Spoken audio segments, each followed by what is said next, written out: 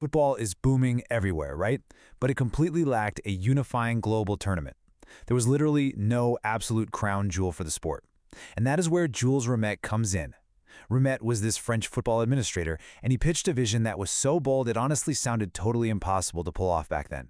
He wanted to unite the entire world through one tournament, one single competition, and one ultimate champion. He throws this wild idea out there, and miraculously, he actually gets FIFA to agree to move forward. But of course, they immediately hit a massive roadblock. Where on earth are they going to host this new tournament? Well, Europe was deemed way too complicated. But then, South America steps up, specifically Uruguay. And honestly, their offer was just too good to pass up. They were already the reigning Olympic football champions. They were about to celebrate their 100th anniversary as a nation, and this is absolutely crucial for a world that was really struggling economically at the time. They promised to cover absolutely all of the visiting team's travel and accommodation costs. The whole shebang. In 1930, that massive financial offer was exactly the push they needed to convince those hesitant European teams to actually make the trip. All right, so the plan is locked in.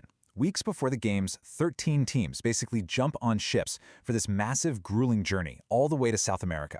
And you really have to think about the raw, gritty nature of this first tournament. I mean, there were no qualifying rounds, there were no seedings, none of that. It was just pure football. And so on July 13th, 1930, history is made. The very first match kicks off, and you've got the United States beating Belgium 3-0.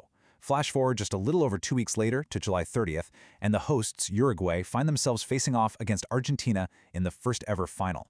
Now, what's really interesting about this slide is that staggering number, 93,000. That is how many wild, screaming fans packed themselves into the Estadio Centenario for that very first final. You can imagine the noise was absolutely deafening. Ultimately, Uruguay beats Argentina 4-2 to lift the very first trophy, which, by the way, was handed directly to their captain by Jules Rimet himself. The impossible dream had officially become a reality.